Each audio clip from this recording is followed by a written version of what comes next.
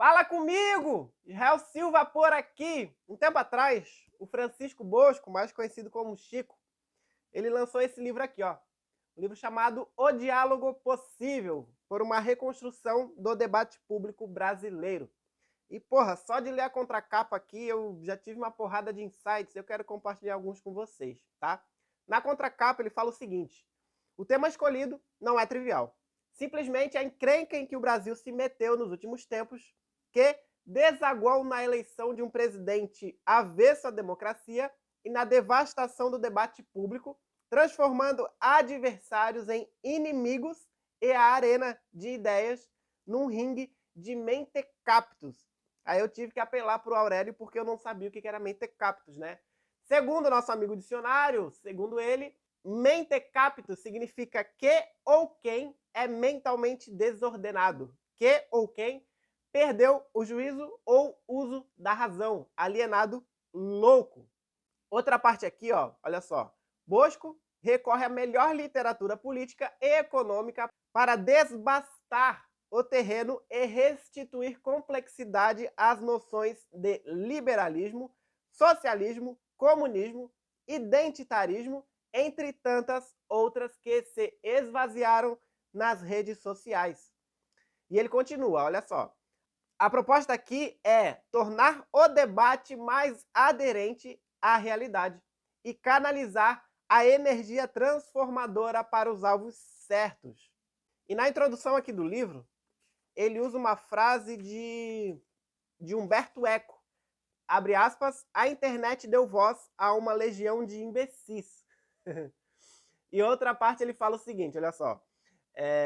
O debate brasileiro se encontra inflamado, mistificado, agressivo, autoritário e frequentemente em petição de misericórdia conceitual. Ele segue, olha só. Noções fundamentais da ciência política como liberalismo, socialismo, comunismo, fascismo, esquerda, direita, não vêm sendo mobilizados como resultado de busca por conhecimento de seus sentidos mais verdadeiros, mas antes definidas como projéteis para fim de desqualificação do adversário e para a vitória imediata. Lido isso, eu queria trazer um ponto aqui. Com certeza alguém já disse isso para você. Pô, você não deve permanecer em cima do muro, você deve sempre escolher um lado. E de preferência o meu lado aqui, né? Afinal, o meu lado é totalmente certo. E por onde a gente vai, a gente ouve muito isso, né? E isso não vem apenas dos nossos pais ou da nossa criação. O mundo em si, ele quer que você sempre tome partido de um lado, né? E claro que isso não é um problema. Você deve sim ter as suas opiniões, ser firme com os seus posicionamentos, desde que hajam argumentos, e como o Chico fala aqui, que sejam aderentes à realidade. A questão aqui não está no lado que você escolhe, mas sim na forma que nos induzem e na forma que nós induzimos os outros a odiar e não dar ouvidos ao outro lado. E lembrando, de novo, eu não estou aqui querendo dizer que você tem que ser um baita boca mole e não tomar partido em assuntos que competem a você. Ter coragem de assumir um posicionamento, ter a maturidade de seguir por um caminho, é algo digno e é algo muito importante durante a sua caminhada. Na verdade, aqui eu estou me referindo ao extremismo de achar que sempre o seu lado é o lado certo. Eu estou me referindo aqui ao extremismo de nem sequer conseguir dialogar com pessoas que pensam diferente de você. Independente do quão boas sejam as coisas que a outra faz, ela sempre está errada e ponto final. Em casos assim, você pode sim e deve ficar em cima do muro. Porra, Jal, como assim? Ficar em cima do muro? É simples. Olha só. Pensa na frase estar em cima do muro como um ponto de equilíbrio, tá? Pensa no muro como um pico de uma montanha, tá? Onde você consegue enxergar os dois lados do muro. E quando você consegue flutuar e perceber o que está acontecendo em cada lado, sem que seja necessário estar em um lado, sem que seja necessário tomar partido de um lado, você consegue com certeza ser muito mais assertivo nas decisões da sua vida e consegue definir de uma forma muito mais correta e justa os pontos que você acredita. Quando a gente ouve a frase, cara, tu tem que sair de cima do muro, automaticamente a impressão é de que a partir do momento que a gente escolhe um lado, quem está do outro lado do muro é o nosso inimigo de guerra, né? E, porra, não é assim, né? É como o Chico fala. Estão usando de termos não como busca de conhecimento, mas como projéteis para destruir o adversário a fim de ter uma vitória imediata. Mesmo que essa vitória seja ganhar curtidas, né? A grande maioria dos muros são feitos de tijolos, né? Ou seja, os muros, eles não são transparentes. Como que a gente declara guerra a um inimigo que nem sequer a gente vê ou nem sequer a gente dá voz para poder ouvir e entender o que eles querem? Uma coisa curiosa, você já pesquisou a lista dos melhores jogadores do mundo da FIFA? Se você pegar a lista lá de melhores jogadores do mundo desde 96, o ano que eu nasci, você pode perceber que a grande maioria deles chutam com os dois pés, né? Tanto direita quanto esquerda.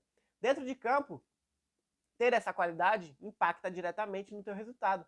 Se você, por exemplo, é lateral direito e treina somente cruzando e chutando com a perna direita, você pode estar perdendo grandes oportunidades, né? Como diria o Daniel Alves, a sorte é junção de preparo com oportunidade.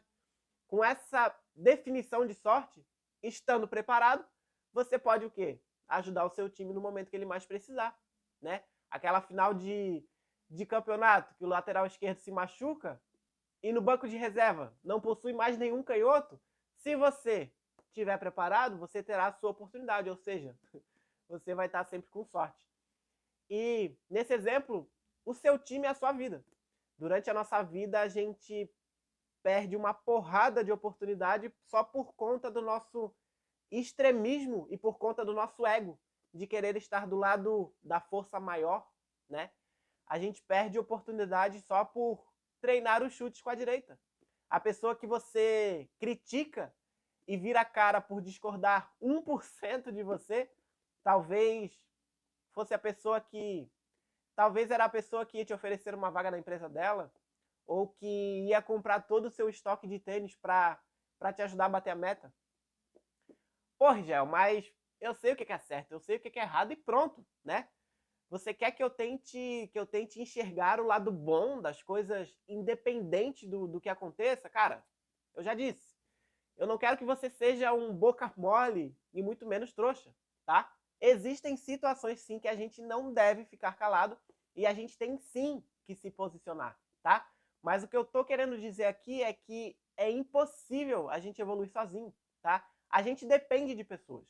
E para ter acesso a outras pessoas, a gente depende do quê? De relacionamento com essas pessoas. E relacionar vem de agir, de ação, né?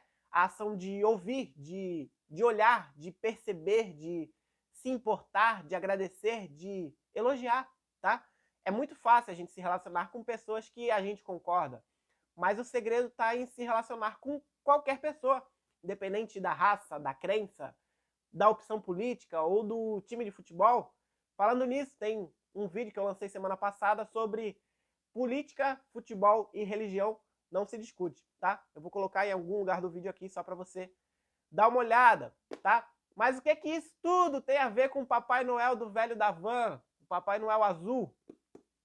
Vamos lá. A origem histórica do Papai Noel, ela está diretamente relacionada com o São Nicolau de Mira, que era um bispo cristão que viveu lá entre os séculos 3 e 4 depois de Cristo. E o São Nicolau, ele ficou conhecido pela sua generosidade. E a gente sabe qual que é o real significado do Natal, né? Que é o nascimento de Jesus. Mas com o tempo foram colocando componentes, símbolos para esse dia, né? O presépio, a árvore de Natal e o próprio Noel, o Papai Noel, né? Que é a representação da generosidade.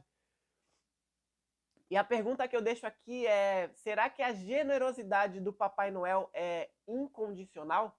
Ou seja, ele é generoso independente para quem seja? E a sua generosidade? O seu amor? Ou até mesmo a pessoa que você tirou num amigo secreto? O presente vai ser meia boca só porque é alguém que você não gosta tanto? Lembrando que talvez de todas as pessoas que estão participando aí do Amigo Secreto, a única que realmente consegue te aturar é a tua mãe. Então, torce para que ela te tire, senão fudeu, né? O símbolo de generosidade do Papai Noel, ele deve refletir nas nossas vidas a fim de não ser importante a condição, a situação e o principal, quem é o outro, né?